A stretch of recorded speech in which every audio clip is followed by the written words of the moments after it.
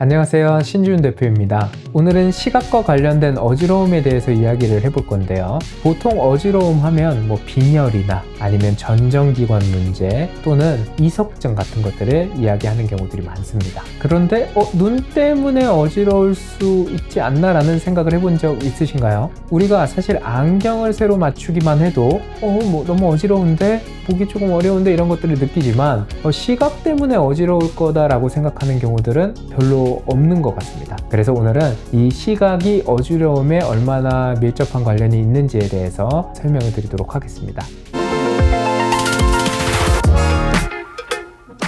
우리 몸은 사실 균형을 유지하기 위해서 하나의 감각만 사용하고 있지는 않습니다. 가장 많이 쓰이는 게 시각, 그리고 이 전정, 균형 감각, 그리고 내 몸의 위치감 같은 것들, 이렇게 세 가지의 감각을 통합해서 사용을 하게 됩니다. 제가 이걸 예시로 많이 들었던 게 예전에 퍼시픽 림이라고 하는 로봇 영화가 있거든요. 거기 보면 로봇에 처음 이제 조종사가 타게 되는데 그 로봇을 컨트롤을 못 합니다. 어떻게 해야 몸이 움직이고 어디로 가야 이게 균형이 잡히고 일어설 수 있고 이런 것들을 잘 모르거든요. 우리가 아이였을 때 몸을 어떻게 컨트롤해야 되는가를 익히는 과정과도 거의 비슷합니다. 그래서 하나의 감각만으로 무언가 이 균형을 잡고 물체를 인식하고 하는 것들이 어렵다 보니까 세 가지가 통합돼서 이 위치를 파악하고 균형을 잡고 어느 곳에 있다는 걸 느끼게 돼서 몸을 가동하게 되는 거죠. 그래서 이 세 가지가 항상 일치돼서 작동을 하고 있습니다. 그러면 어지러움은 왜 느껴질까요? 어지러움은 이 세 가지의 감각 간에 불일치가 생겼을 때 어지러움을 느끼는 경우가 많습니다. 예시를 하나 들면요. 첫 번째, 자동차를 타고 갈 텐데 우리가 앞좌석에 이제 멀미를 많이 하는 사람들을 태우고 뒷좌석에는 멀미를 좀 적게 하는 사람을 태우는 경우가 많거든요. 이유가 왜 그러냐면 이 시각은 앞좌석에 앉으면 그래도 앞으로 나아가고 있다는 걸 느낍니다. 근데 뒷좌석에 앉거나 휴대폰 같은 걸 보면 내 몸은 움직이고 있다고 느끼고 있는데 시각은 정지된 걸로 느끼는 거죠. 그럼 두 감각에 불일치가 생기게 됩니다. 그럼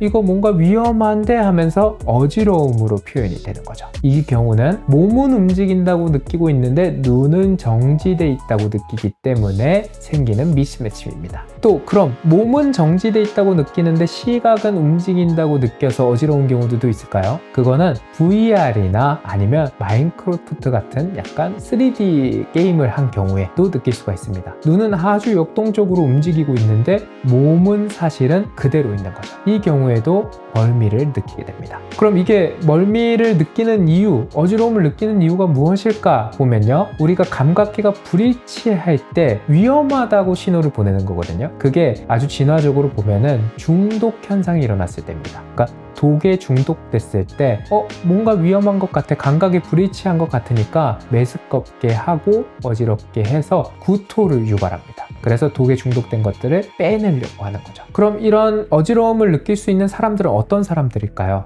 전정기관에 문제가 생긴 경우에도 어지러움을 느끼는 경우 많습니다. 그래서 귀에 대한 부분 때문에 어지러움을 느끼는 게 아닌가라고 생각하는 경우들 많고요. 그리고 두 번째로 시각 기능에 문제가 있는 경우에도 어지러움을 느낄 수가 있습니다. 또 세 번째로는 몸에 대한 감각에 불일치가 생긴 경우에도 어지러움을 느낄 수가 있습니다. 또는 대사에 문제가 생긴 경우에도 뭔가 어지러움을 느낄 수가 있고요. 뇌 손상을 입어서 시각과 다른 감각들의 통합이 생기지 않거나 자극이 너무 과다하게 들어가서 생기는 어지러움들도 발생될 수 있습니다. 여기서 이제 시각의 문제 때문에 어지러움이 생기는 경우들은 어지러움만 생기는 게 아니라 다른 증상들도 생기게 됩니다. 그 중에서 이제 느낄 수 있는 증상들은 흐림을 느끼는 경우들도 있고요. 안통, 두통, 이런 통증들로 느끼는 경우들도 있습니다. 그리고 아까 앞에서 얘기했던 어지러움으로 표현이 되는 경우들도 있고 잔상을 느끼는 경우들도 있습니다. 그래서 심한 경우에는 눈을 감고 시각을 차단해서 어지러움을 줄이고 있다라고 이야기하시는 경우들도 있습니다. 또 이 부조화가 너무 심할 때는 복잡한 마트나 백화점 환경에서 어지러움을 느끼는 경우들도 있고요. 그리고 사람이 많은 곳에 갔을 때 어지러움을 느끼거나 초점이 안 잡히거나 이런 증상들을 겪는 경우들도 있습니다.